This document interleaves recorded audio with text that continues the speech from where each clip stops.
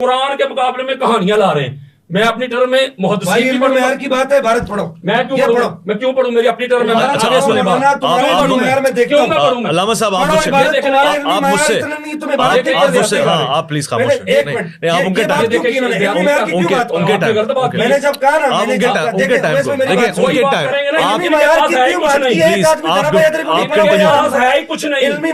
آپ کنٹینیو رکھیں. دیکھیں اس کا مطلب ہے بدنسبی. علامہ صاحب میں آپ دونوں کو بتاؤں آپس میں بات تو آپ کیوں ریئیکٹ کر رہے ہیں؟ آپ کنٹینیو رکھیں، آپ کا ٹائم چل رہا ہے، ختم ہو جائے گا. جی بسم اللہ کریں. یہ ایک بازاری لینگویج ابھی تو پارٹی شروع ہوئی ہے، یہ کوئی طریقہ ہے آپ مجھے بات کرنے کا؟ تمہیں سادات سے بات کرنے کی سنیں علامہ صاحب میں آپ کو ایک دفعہ پھر سے کہہ رہا ہوں، آپ ڈائریکٹلی آپ نہ ہونا، آپ کنٹینیو. یہ روایت ہے، میں نے اپنی زندگی میں اویس بھائی، ہو سکتا ہے آپ بھی پہلی بار سنیں. اچھا میں نے بڑے بڑے علماء کو سنا ہے، میں نے آج تک کسی بھی سنی مولوی کو یہ روایت بیان کرتے ہوئے میں نے نہیں سنا. اور باقی جو کہہ رہے کہ حکم لگائیں، وہ بھائی حکم لگانے والا میں نہیں ہوں. یہ جو فیلڈ ہے یہ آپ لوگوں کی ہے. جو مولا علی علیہ السلام کو افضل نہیں مانتا، رافضی، شیعہ، گمراہ، آپ کیسی کراچی میں فتوے لگائے گئے جہنمی. ہم یہ فتوے نہیں لگاتے، ہم تو مولا علی علیہ السلام کی افضلیت کے دلائل دیتے ہیں اور گج وج کے دلائل دیتے ہیں. ہم کہتے ہیں اللہ نے کے بعد علی جیسا کائنات میں بنایا ہی نہیں. ابھی تو بات شروع ہوئی ہے، آگے آگے دیکھیے ہوتا ہے کیا. یہ حدیث مصطفیٰ سنیں جس کو امام بخاری 3047 حدیث کا نمبر ہے، انٹرنیشنل نمبر لے رہا ہے. پھر امام بخاری 111 نمبر پہ لے کے آیا، پھر امام بخاری 1870 میں لے کے آیا، پھر امام بخاری 3172 میں لے کے آیا، پھر امام بخاری 3179 میں لے کے آیا، پھر امام بخاری 6755 میں لے کے آیا، پھر امام بخاری 6903 میں لے کے آیا، پھر امام بخاری 6915 میں لے کے آیا، پھر امام بخاری 7300. پلٹ کے امام بخاری یہ روایت لے کے حضرت ابو جحیفہ روایت کر رہے. سنیں ذرا یہ بات. حضرت ابو جحیفہ کہتے ہیں کہ قال قلت لعلی هل عندكم شيء من الوحي الا ما في الكتاب الله. حضرت ابو جحیفہ کہتے ہیں میں نے مولا علی علیہ السلام کا جب علم دیکھا، فہم، ادراک، یہ شعور، یہ فیصلے کرنے دیکھے، تو میں نے مولا علی علیہ السلام سے ایک سوال کیا ڈرتے ڈرتے، اے علی آپ کے پاس قرآن اللہ کی کتاب کے علاوہ بھی کوئی وحی اترتی ہے؟ کوئی وحی میں سے اتنا نالج، اتنا فہم، اتنا ادراک، اتنا شعور، ایسے چشمے نکل رہے ہیں آپ کے اندر سے علم کے، وحی نازل ہو رہی ہے؟ تو مولا علی علیہ السلام کیا فرماتے؟ اس کا مطلب ہے حضرت ابو جحیفہ سمجھ گئے اتنا غیر معمولی علم ہے مولا علی علیہ السلام کے پاس، اسی لیے انہوں نے یہ سوال کیا نا. اب مولا علی علیہ السلام کیا فرما رہے ہیں؟ آپ فرماتے قال اللہ والذی فلق الحبۃ وبرأ النسمۃ ما علموا الا فہما یؤتی اللہ رجلا فی القرآن. مولا فرماتے ہیں نہیں کوئی مجھ پر وحی نازل نہیں ہو رہی، میرے پاس یہی قرآن ہی ہے، یہی کتاب ہے، لیکن اللہ نے مجھے وہ فہم، وہ ادراک، وہ علم دیا ہے کہ میں وہ چیزیں بھی اس سے دوسروں کو نہیں سمجھ آتی. تو اس حدیث سے پتا چلا کہ مولا علی علیہ السلام سے بڑا عالم کوئی نہیں. جلدی دینے لگا ہوں. اب اگلی روایت میں آپ کے سامنے رکھا ہوں. ام المومنین حضرت عائشہ صدیقہ رضی اللہ تعالی عنہ، اہل ایمان کی امی جان، آپ روایت کرتی ہیں، سنیں. آپ فرماتی ہیں قالت عائشہ رضی اللہ تعالیٰ عنہ علی عالم الناس بالسنت. اس کو امام ابن عساکر تاریخ دمشق الکبیر میں جلد نمبر 45 حدیث کا انٹرنیشنل نمبر ہے 9805 اور یہ بیروت لبنان کی چھپی ہوئی کتاب ہے. آپ اپنی بارے میں جو بات کری کیجیے گا. آگے پھر دوسری روایت جس کو امام عبد الرؤف المناوی ذخائر العقبہ میں لے کے آئے. پھر اما کہتی ہیں کہ عالم الناس بالسنت علی ابن ابی طالب. پھر اسی طرح حضرت عبد الملک بن ابی سلیمان کہتے ہیں قلت اعطان کان فی اصحاب محمد عالم علی ابن ابی طالب قال اللہ واللہ ما علم. ابی سلیمان کہتے ہیں میں نے حضرت اسعد سے پوچھا کہ عطا تو نے رسول اللہ کے صحابہ کی جماعت میں سے علی سے بڑا کوئی عالم دیکھا ہے؟ وہ کہتے ہیں اللہ کی عزت کی قسم میں نے رسول اللہ صلی اللہ علیہ وآلہ وسلم کے پورے صحابہ کی جماعت میں، پورے گروہ میں، طبقہ میں علی سے بڑا عالم دیکھا ہی نہیں. آگے چلیں جلدی. پھر حضرت یحییٰ بن سعید کہتے ہیں قال لم یکن احد من اصحاب النبی صلی اللہ علیہ وآلہ وسلم یقول صلون الا علی ابن ابی طالب. گالی مک گئی. یحییٰ بن سعید کہتے ہیں میں نے رسول اللہ صلی اللہ علیہ وآلہ وسلم کے پورے صحابہ کی جماعت میں سے کسی کو علی علیہ السلام کے علاوہ دیکھا ہی نہیں کہ جو برسر ممبر کہہ دے آؤ جو پوچھنا چاہتے ہو پوچھ لو. کہتے فقط دنیا میں علی ہی تھے جو یہ اعلان کو سوال کرنا چاہتے ہو کرو. یہی پھر حضرت سعید بن مسیب رضی اللہ تعالی عنہ فرماتے آپ فرماتے قال لم یکن احد من صحابہ یقول سلون الا علی. سعید بن مسیب بھی کہتے ہیں لوگوں اتنے جلیل القدر تابعی ہیں سعید بن مسیب اعلی سکہ. وہ کہتے ہیں میں نے علی علیہ السلام کے علاوہ دنیا میں کوئی دیکھا ہی نہیں ہے کہ جو برسر ممبر یہ اعلان کرتا ہو کہ لوگوں آؤ جو پوچھنا چاہتے ہو پوچھ لو مجھ سے. وہ کہتے فقط یہ مولا علی علیہ السلام تھے جو یہ اعلان کیا کرتے تھے. کنکلوڈ کریں گے جی آگے کتنا ٹائم ہوا ابھی میرا؟ آپ کے پاس مختصر 1 منٹ اور رہتا ہے. اچھا جی میں ابھی دیتا ہوں. اور پھر حضرت ابو ذر غفاری کہتے ہیں جس کو امام ابن حجر مکی نے بھی لیا, دیگر کتب میں بھی وقت بچا رہا ہوں. قال رسول اللہ صلی اللہ علیہ وسلم علی الباب علمی. آقا علیہ السلام نے فرمایا لوگوں سنو علی میرے علم کا باب ہے. اب آقا علیہ السلام کی حدیث سنتے چلے آئیں. پھر تاجدار تاجدار کائنات حضرت انس بن مالک رضی اللہ تعالی عنہ حدیث کے راوی, اس کو امام ابن اسحاق طریق مدینہ و دمشق میں جلد نمبر 42 حدیث کا نمبر 132 آپ فرماتے قال نبی صلی اللہ علیہ وآلہ وسلم یا زوجتو کہ یا بنیا تو اعظم حلما و اقدم سلما و اکثرهم علما. تاجدار کائنات میں پاک سیدہ فاطمہ بطول زہرا کو مخاطب کر فرمایا اے میرے بچڑے میں نے تیرا نکاح تیری شادی اس سے کی ہے جو میری ساری امت میں سب سے زیادہ علم والا ہے, جو سب سے پہلے اسلام لانے والا ہے, جو علم میں سب سے بلند ہے. اگلی پھر آقا علیہ السلام فرماتی جس کو ابو عبد الرحمن روایت کرتے ہیں اور اس حدیث کو بھی امام حیثمی مجمع الزوائد و منبع الفوائد میں جلد نمبر 9 صفحہ نمبر 101 میں, امام احمد بن حنبل اپنی مسند میں جلد نمبر 5 حدیث کا انٹرنیشنل نمبر ہے 20322, امام طبرانی معجم الکبیر میں جلد نمبر 20 حدیث کا انٹرنیشنل نمبر ہے 5038. آقا علیہ السلام فرماتے قال رسول اللہ صلی اللہ علیہ وآلہ وسلم نے فاطمہ تھا آقا علیہ السلام فرمایا اے بیٹی فاطمہ اس بات پہ خوش ہو جا زوجتو کہ اقدم امتی سلما و اکثرهم حلما و اعظم حلما, میں نے تیرا نکاح تیرا عقد اس شخص سے کیا ساری امت میں سب سے زیادہ علم والا ہے, جو سب سے زیادہ حلم والا ہے اور جو سب سے پہلے اسلام لانے والا ہے. پھر آگے چلیں. سبحان اللہ. کنکلوڈ کریں کیونکہ 9 منٹ ہو گئے اب میرے خیال ہے شاہ صاحب. پھر حضرت مسروق روایت کرتے آخری روایت دیتا ہوں پھر آگے چلتا. حضرت مسروق روایت کرتے اسی باب میں دے رہا ہوں. اس کو بھی امام ابن اسحاق طریق مدینہ و دمشق میں جلد نمبر 42 صفحہ نمبر 132 کتاب ہے. یہی آقا علیہ السلام فرماتے ہیں کہ زوجتو کہ عالم المومنین اب اقدمهم سلما و افضلهم علما. یہاں آقا علیہ السلام نے کیا کیا کہ مومنین کا نام لیا کہ مومنین میں سے سب سے زیادہ جو علم والا ہے اس کا نام علی ہے. وہ افضلهم حلما اور حلم میں سب سے افضل ہے. وہ اقدمهم سلما اور اسلام لانے میں سب سے پہلا ہے. تو ان احادیث سے قرآن مجید کی آیات سے اس بات کو بالکل کلیئرٹی مل گئی ہے کہ مولا علی علیہ السلام پوری امت میں تاجدار امم کے بعد وہ ہستی وہ پرسنالٹی ہے کہ جن سے بڑا عالم کوئی نہیں. اور قرآن کہتا ہے کہ سب سے افضل میری نزدیک وہ ہے جو سب سے بڑا عالم ہے. 9.5 منٹ کی گفتگو رہی ہے, 10 منٹ سے کچھ نیچے سیکنڈز ہیں. شاہ صاحب آپ کی طرف آتے ہیں حدیث کا حوالہ. محمد صلی اللہ علیہ وسلم نحن عباد محمد صلی اللہ علیہ وسلم. ویس بھائی سب سے پہلی بات تو یہ ہے کہ انہوں نے جو روایات پڑھی بخاری شریف کے علاوہ مجھے کسی پر اعتراض نہیں ہے.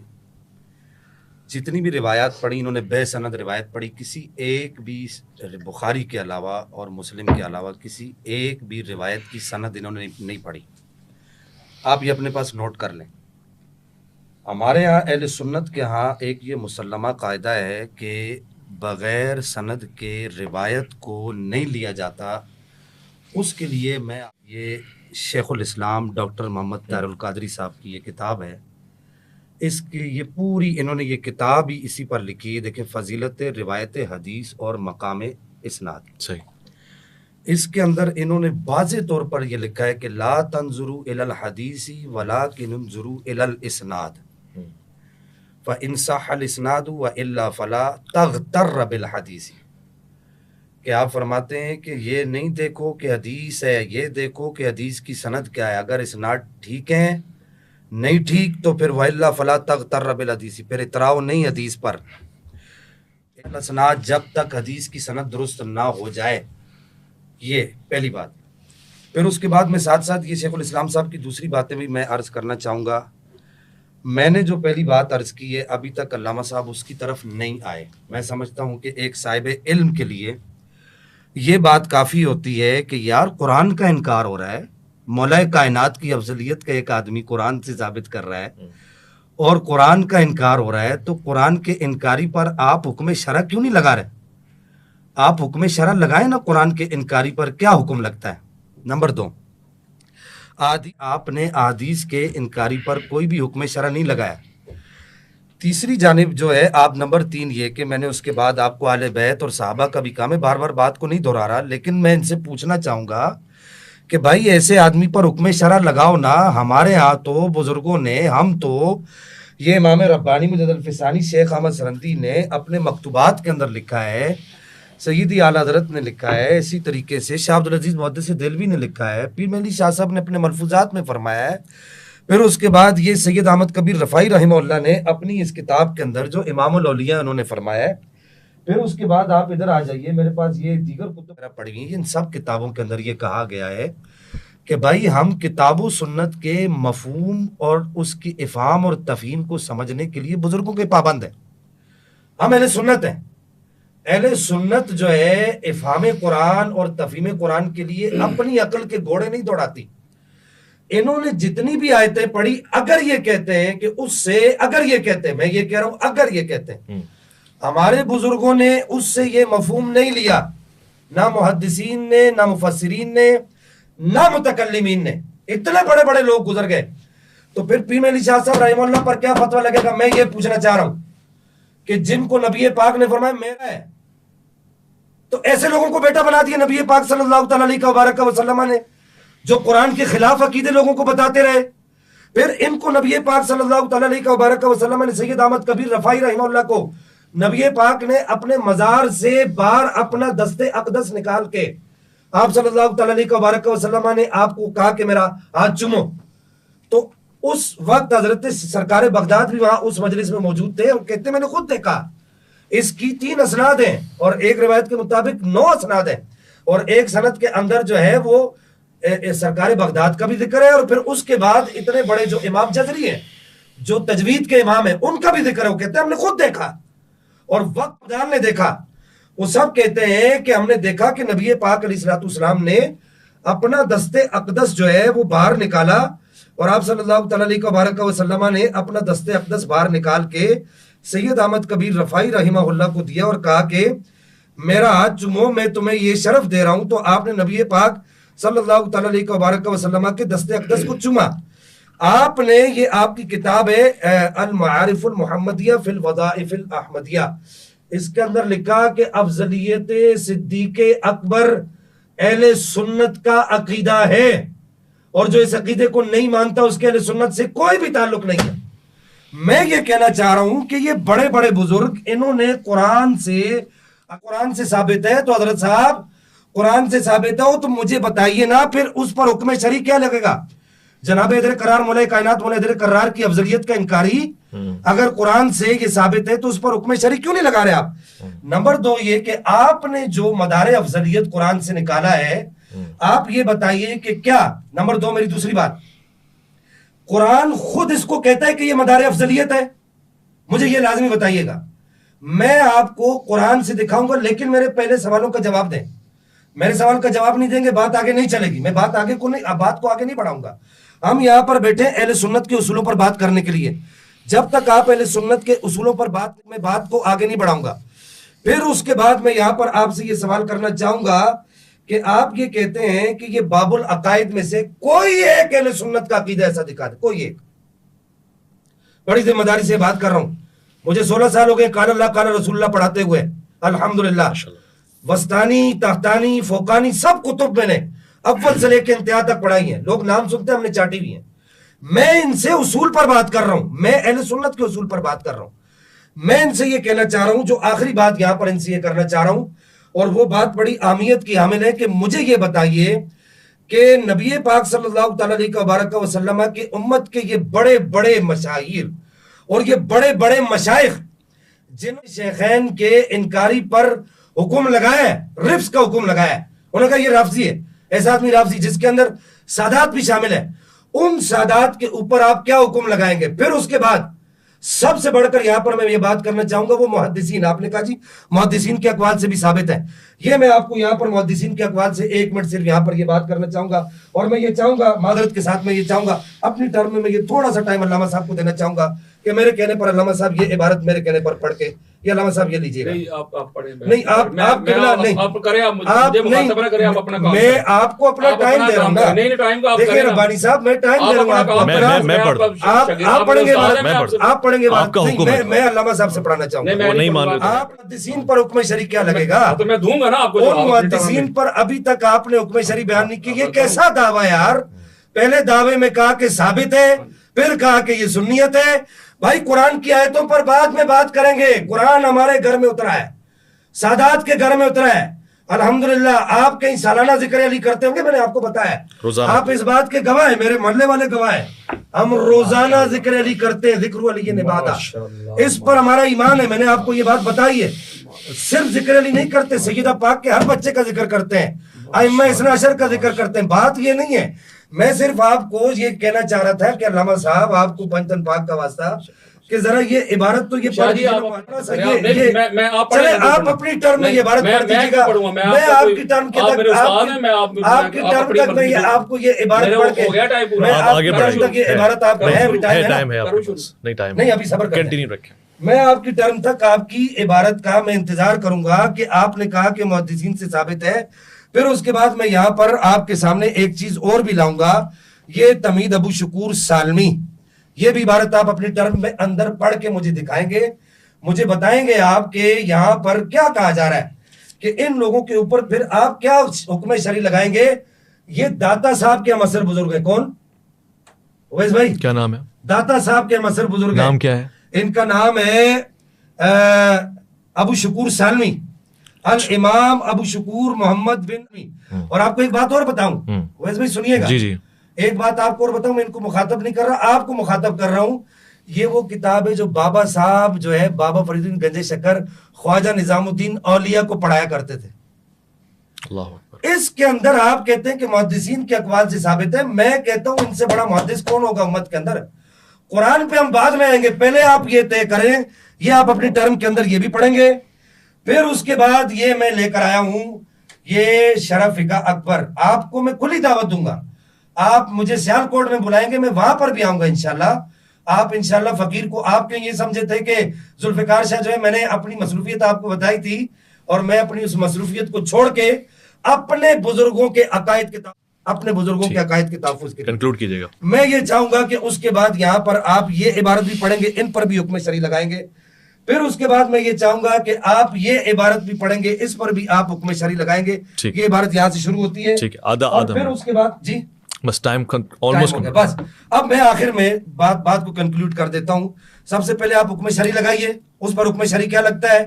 फिर आप कहते हैं बाबुल अकायद से साबित है, बाबुल अकायद के अंदर कौन सी अखबार मोतबर होती है। मैं यहाँ पर जो है वो अब्दुल कादिर शाह साहब की किताब जुब्दा, जो जिन्होंने इसी काम के लिए, यही वारदात करने के लिए जो किताब लिखी है, अब्दुल कादिर शाह गिलानी साहब, आखिरी सफे का यहाँ पर हवाला देना चाहूंगा।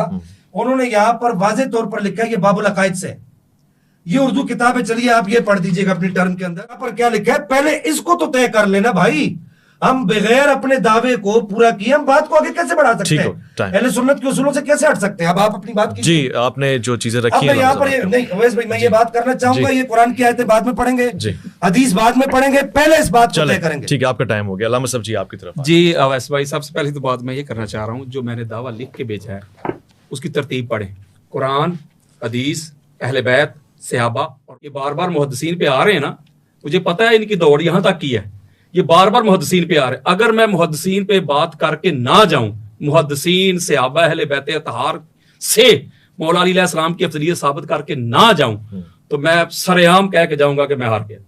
लेकिन मैं थ्रू प्रॉपर चैनल जा रहा हूं, मैं कुरान पढ़ रहा हूं, वो कह रहे हैं आगे मुझे किस्से कहानियां सुना रहे हैं, वो किस्से कहानियां सुना रहे हैं जो उम्मत मानती नहीं। उस बुजुर्ग ने ये किया, उस बुजुर्ग हजूर अलैहिस्सलाम ने कहा मेरे दरबार पे आ जाओ, हाथ बाहर निकाला, ये किया वो किया। मैं कुरान पढ़ रहा हूं और उसके जवाब में कहानियां दे रहे हैं, आपने ये किया, फलां सूफी ने ये कहा, फलां सूफी ने ये कहा, ये है इनका इल्मी में। उससे बात करें, मैंने इंटरप्ट किया, वो कौन होते हैं मुझे? आप कंटिन्यू रखें, आप कंटिन्यू रखें, चलो मुझे इंटरप्ट ना करें, मुझे बस इंटरप्ट ना करें, मुझे इंटरप्ट ना करें, आपका टाइम चल रहा है, कंटिन्यू रखें। अच्छा जी, मैं ये बात कर रहा था, मैं कुरान मजीद फुरकान हमीद से भी दलाइल दे रहा था अफजलियत पे, ठीक हो गया। मैं ये साबित कर रहा हूँ कि कुरान ने और आका अलैहिस्सलाम की हदीस से ये बिल्कुल बात वाज़ेह हो चुकी है कि अफजल वही होता है जिसके पास इल्म ज्यादा होता है। तो इसी के ज़ैल में मैंने रात की, जब वो कुफार मुशरिकीन कहते थे कि अपनी नबूवत का कोई गवाह ला, तो वो जो उसकी शर्त क्या कुरान ने बयान की, उसके पास किताब का इल्म है जो आका अलैहिस्सलाम की नबूवत का गवाह है। बाज लोगों ने लिखा कि अब्दुल्ला बिन सलाम थे, हमारे मुहद्दिसीन ने इसका रद्द किया, उन्होंने कहा कि अब्दुल्ला बिन सलाम कैसे हो सकते हैं, कि अब्दुल्ला बिन सलाम तो मदनी है और ये आयत मदीदा मक्का में नाज़िल हुई है।